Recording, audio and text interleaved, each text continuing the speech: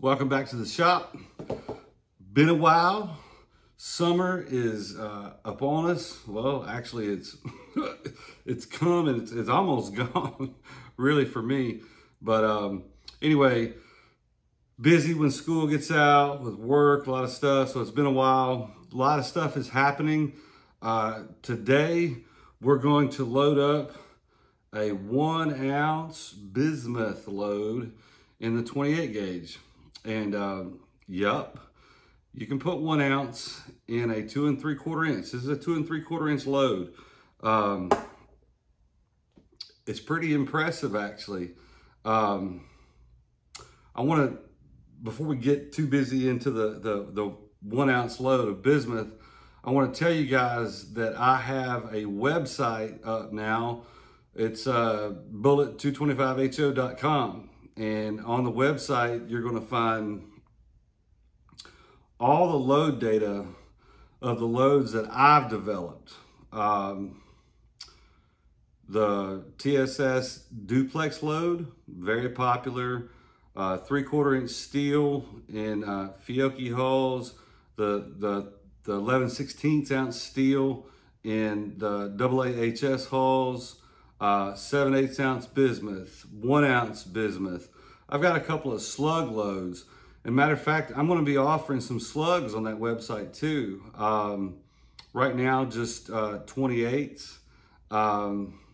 Maybe offering some 410s in the future. The website is new. It's put it this way. I'm the one creating the website or building it, whatever you want to call it. So I'm not the most tech savvy person in the world, but I'm doing my best. And, you know, when I created the website, well, actually, let me back up. Before I created the website, I thought, you know, I spend a lot of time doing these videos, got a lot of folks that are looking at these videos, and you know, everybody wants to be compensated or you know, get a little back for what you put into whatever you're doing.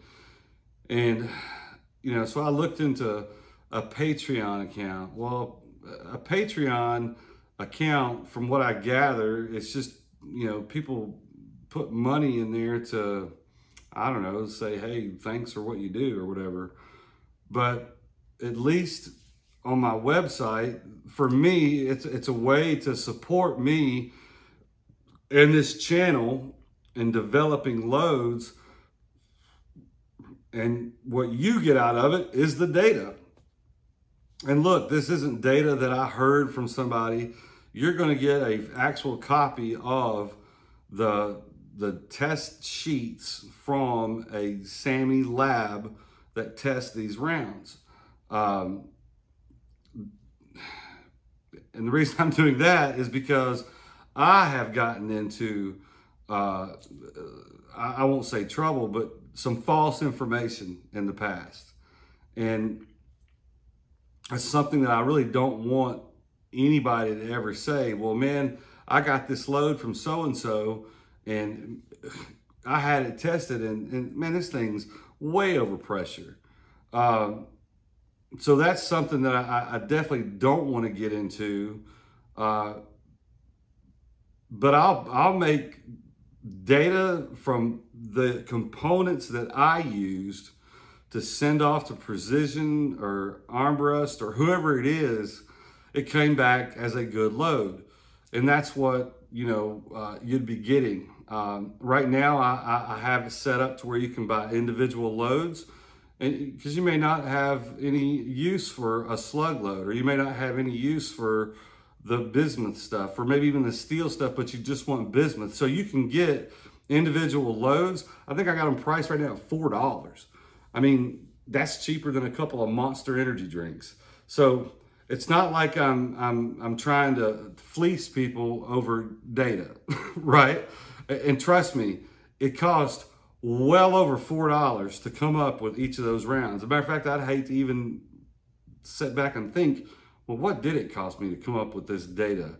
And you have to understand too, this world that we're in, reloading for sub gauge, it's not huge. There's not that many of us. So, you know, it's not like there's going to be thousands and thousands of dollars passing hands here. But any little dollar that does pass hands, it will help to do these videos because, well, ammo's not free, and I have to obtain the ammo to do pattern testing, to do a what's in the box, to create loads and send those off for testing. And that's the real expensive part is, and I'm sure a lot of you know, and if you don't know, let me just kind of give you a scenario.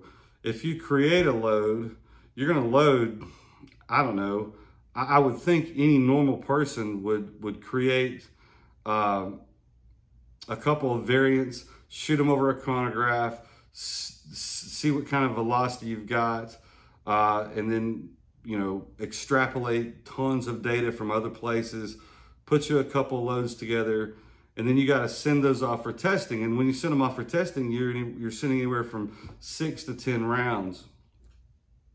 And, you know, you never get those hulls back. You know, that shot that you use, especially if it's TSS, you don't get that back. It's gone. All you're getting back is data saying, hey, this is good or this is bad. So anyway, I don't want to get on a big rant for that, but I am kind of excited that, hey, I've got this site up. If you guys want this data, go to bullet225ho.com. And again, the website is very crude at this point, but you'll see the load data. Click on it. I have, I think, a tab for all the data of 28 gauge, 1 ounce of bismuth. So it was a, hold up, man. All I see is data for 3/4 ounce.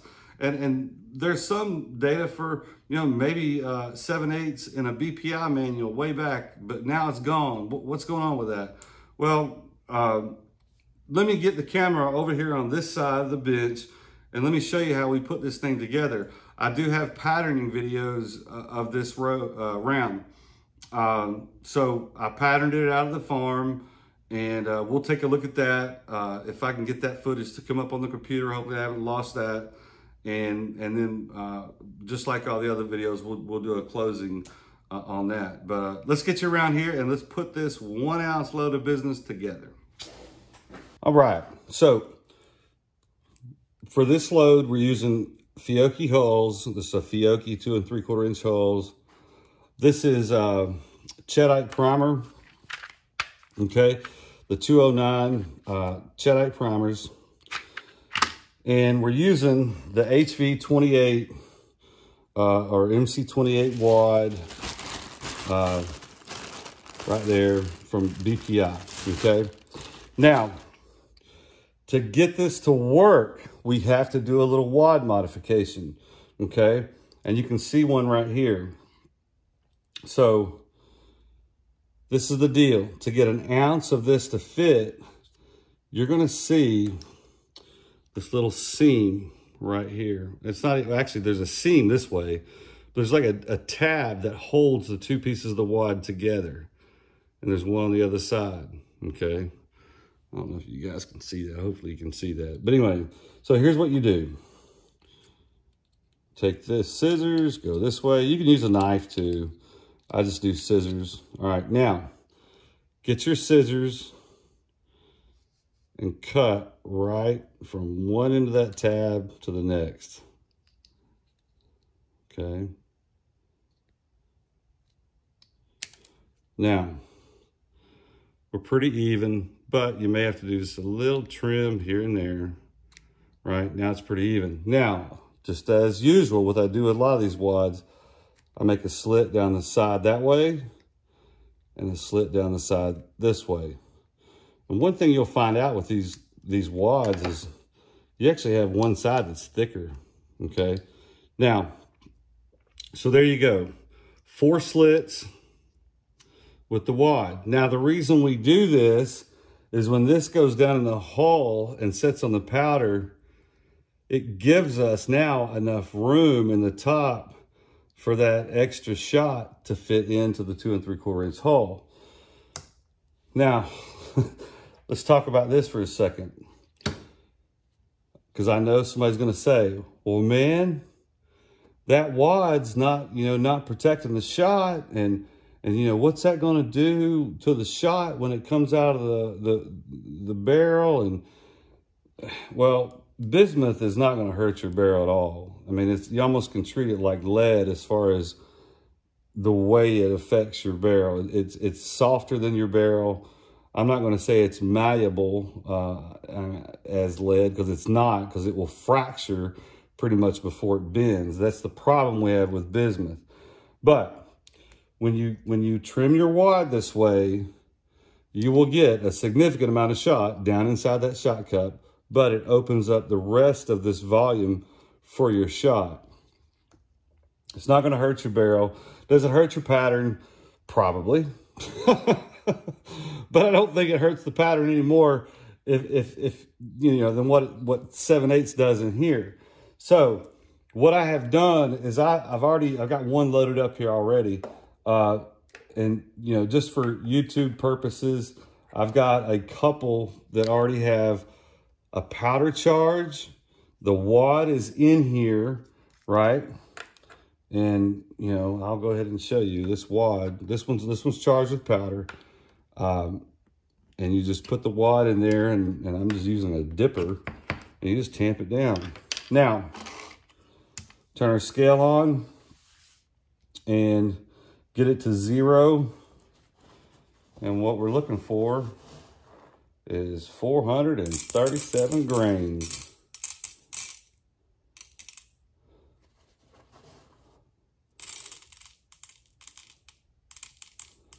Which with bismuth, you can get there pretty quick. It's not TSS for sure, but obviously it's, so right there we are, 437.5. I don't know if you can see that, but 437.6. So trust me, that is an ounce of bismuth. Now we're going to pour it in here. And you don't have to do a bunch of tamping and all this kind of stuff. I mean, at first, yeah, that's at the top, right? But just a couple little taps, nothing crazy. Now, we got tons of room. I mean, there's lots of room in there, okay? Now, Mech 600, line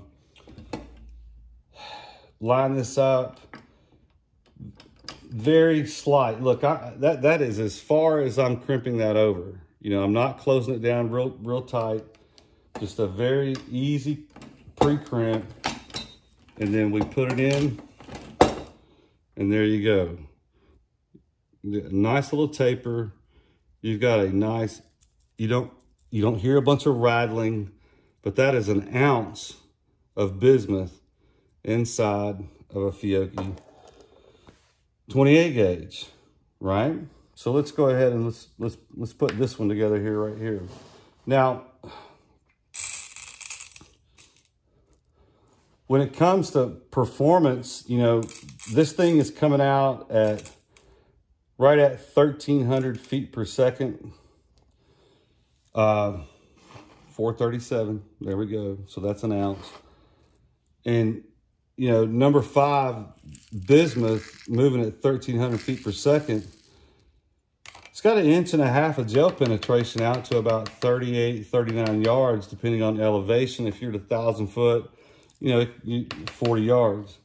So very, very good shot for waterfowl. There you go. Nice, clean. It's not a real deep crimp, but it doesn't have to be, right? Just a nice, tight, I mean, what's wrong with that? Nothing. No, not a bunch of rattling. But anyway, so now, let me tell you, this is not going to work in a Cheddite hull. There's just not enough room. You might could lower the powder a little bit, and you might could lower the charge a little bit. You might could squeeze it in there, but I wouldn't recommend it. If you do, get it tested yourself.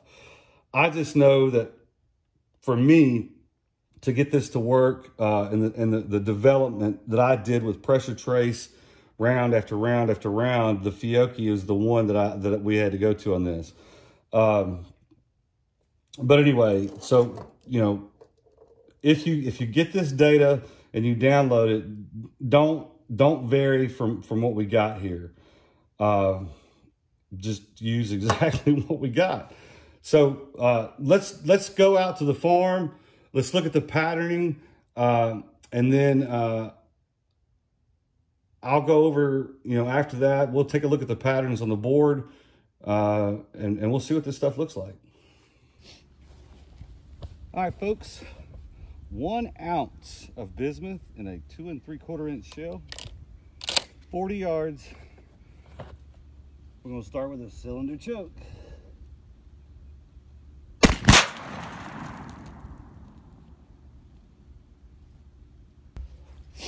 All right, 1 ounce of bismuth, 2 3/4 inch, 40 yards, improof cylinder.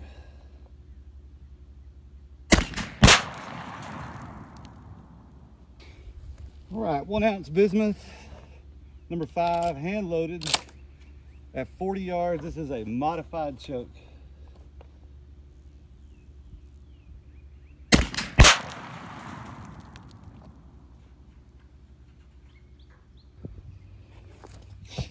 One ounce, hand loaded bismuth, 40 yards, improved, modified.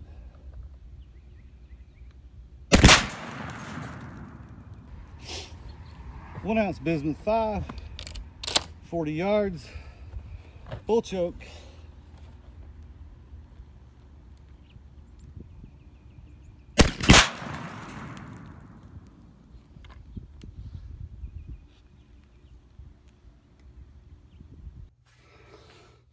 All right, so this is 1 ounce, 2 3/4 inch, 28 gauge from 40 yards. So we shot this at 40 yards through the Super Black Eagle 3. And I understand it's a 3-inch gun. Will patterns be different in a 2 3/4 inch gun? They might be. But this is through the Super Black Eagle 3. We shot these through 5 different chokes. We shot it through cylinder, improved cylinder, modified, improved modified, and full. This is a cylinder choke at 40 yards. It's not that impressive, but I didn't think it would be. There's about 192 pellets in 1 ounce of bismuth. Number 5, this is number 5 bismuth. I don't think I mentioned that earlier, but number 5 bismuth. Obviously you see a little hole here, little splotchy. But, you know, other than that, I mean, there's shots in the pattern, don't get me wrong, but there's also shots all over the place. There's 81 pellets on the board. So, you know, roughly a little under half of the pellets are on the board. So let's take a look at improved cylinder. All right, improved cylinder. I was a little low and to the right on this shot. And people that shoot the Benellis will say, man, that there ain't no way that can be true. That thing has to be high. Well, trust me, this Super Black Eagle 3 shoots pretty much, you know, 50-50. But check this out. Improved cylinder. People would think this is crazy with bismuth shot at 40 yards. That is a pretty decent pattern. I mean, I'm not saying that's a great pattern, but something that performs like number 3 steel, it's not a terrible pattern. We got a hole here, hole here. You have to understand we're shooting at waterfowl, you know, and when you get into anything bigger than teal, I would say, you know, Gadwall, Widgeons, it's not a terrible pattern. If you put that on that bird, he's probably going to be done. And that's at 40 yards. Obviously, it's going to be much better. And we do have some dispersion outside of the pattern board for sure. So 107 pellets total. So over half of them are on the paper. Let's take a look at modified. All right, modified choke. now we start to see how bismuth responds to choke, which is way different than steel. It's very close to lead. We have 115 pellets on the board, but we have a much more concentrated, group in the center. Some flyers. Here's something else I want to point out too about bismuth and these patterns. You may not be able to see it, but let me tell you, there's pinholes all in this pattern. I shouldn't say all in it. I got to hunt for them, but there's some pinholes up here. And, the best thing I can figure those are fragments of broken pellets, whether it's going through constriction or at setback when this thing's being fired. It's the same, it happens to Boss when we did the pattern battle with the 7/8 ounce load. It even happens to those, shells too. But we got 115. The thing is, it's not a terrible pattern. I think that would be an acceptable pattern at 40 yards waterfowl hunting, especially big ducks, mallards, pintails, stuff like that. So let's take a look at improved modified. All right. Improved modified. Now we're really starting to realize, oh, by the way, we're shooting bismuth. Because you got to choke the bejesus out of this stuff, it seems like, to get a decent pattern. So we've got a pretty good pattern going on here. Again, a little splotchy here, a little here. But keep in mind, this is not a clay target. This isn't a dove load where we have to have them stacked, all over the place. 115 pellets on the paper. So again, we're getting better. And you still are going to see some stuff that's not marked that are just, little specks of bismuth dust is what I call it. But I don't know, not too bad. Let's take a look at full. All right.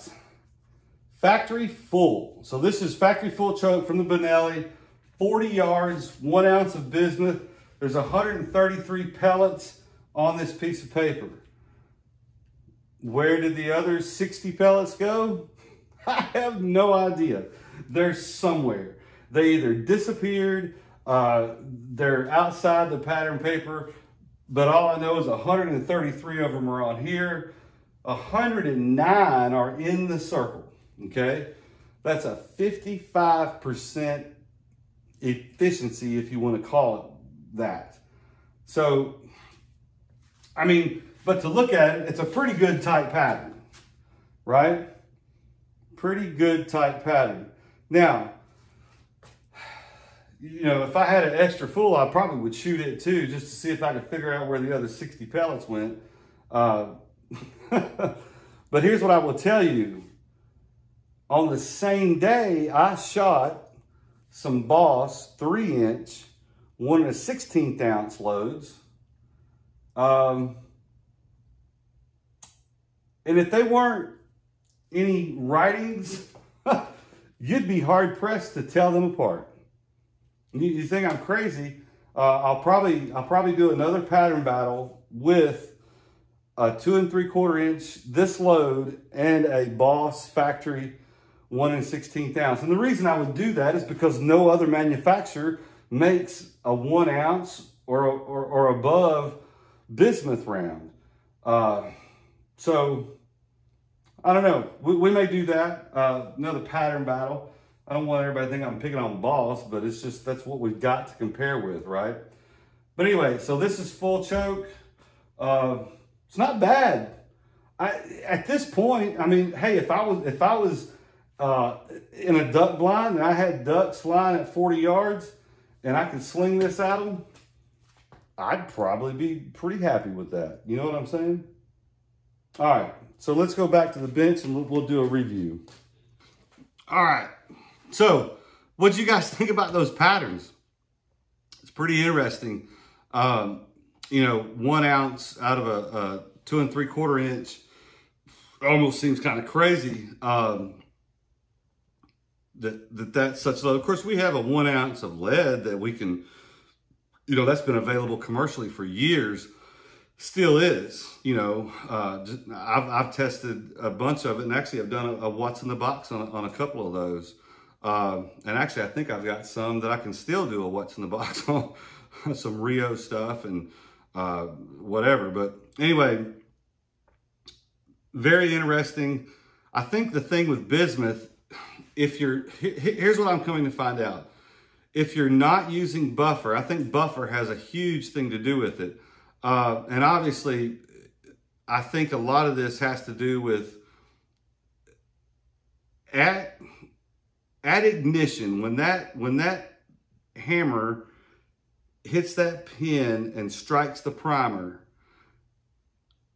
I think that initial pressure explosion, I think it's crushing a certain amount of these bismuth pellets that are at the base of the hull. That's kind of what I'm thinking. I mean, I don't know. Everybody has probably seen that slow motion video. I'm talking about ultra slow-mo, where they show the shots go across the screen. I can't remember who does it. Something about duck season or whatever. And that doesn't matter. But they have, you know, steel. I think they even have some TSS. But they have some bismuth that's being shot. And when the bismuth shot goes off, you see the explosion come out of the barrel. And you see the wad open up. And when the wad opens up, you don't see shards of pellets at the beginning of the shot string. What you see are solid pellets move away from the wad, and then a dust, literally a dust. And as it moves across and the shot goes further and further, this dust is just, it's like crystals flying in the air. And that has to be where a lot of this shot goes. The only thing I can think of is that bismuth is not completely round, okay? It is not round by any shape, form, or fashion. Bismuth now is much more round than what it used to be. It used to be very teardrop shaped, bulbous, blotchy, whatever you want to call it. Today's bismuth, by the way they're dropping it or the way they're pouring it, the way they're making it, and the stuff from BPI is the same way. If you just look at this stuff, I mean, it's pretty daggum round. It's much better than what you would see back in the day from, like, you know, 10 years ago Roto Metal stuff. And Boss's bismuth, I've opened up a few of their shells doing what's in the box videos that I haven't put out yet, but they're coming. But anyway, they're round, but they're not completely round. So I'd say we do lose some of this stuff just for the fact that some of the pellets aren't round and they fly out of this pattern just due to crazy aerodynamics, if nothing else. But so I think there's a combination of some of this stuff gets crushed at initial, you know, firing, pressure, whatever. And then we lose some of it too on the outer edges due to just, you know, kind of knuckleball crazy flight due to not being round. That's why we get so much better patterns with steel, which does not deform.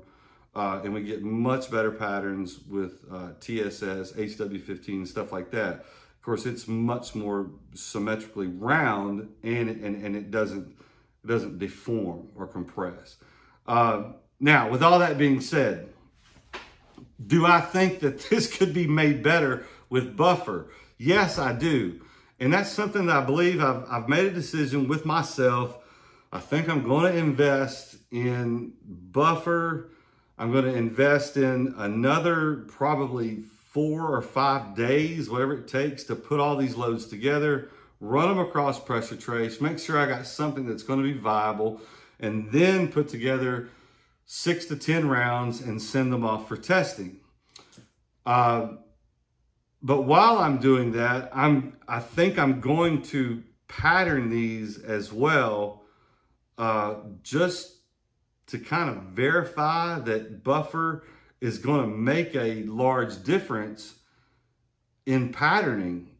Because if it doesn't, there's no sense in me, in my eyes, there's no sense in me sending it off and paying the 75, 80 bucks, whatever it's going to cost to get it tested. Because I can pretty much on my own know if something's going to be safe or not with pressure trays. I just want to know, is it going to improve the patternability of this stuff? I have a feeling it will. About the only people that talk openly about this stuff, when I say openly, I'm talking about on social media kind of stuff, is Boss. And boy, do they talk openly. They will tell you that we've created, something that performs, 13% better and blah, blah, blah, due to some kind of buffer and new wads. And that's fine. Maybe they have, I don't know. I'm not in their test lab. But if my hand-loaded stuff tests better than what I've bought from them, then I'm assuming that if I'm putting buffer in something and I work up a load, well, maybe I can get something, and we all can get something that would perform just as good as what they're going to be offering.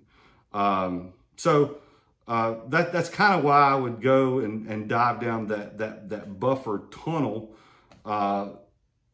on bismuth, is just to see if we can get this stuff to tighten up, and maybe not even tighten up. I don't know if buffer is going to make it pattern any better.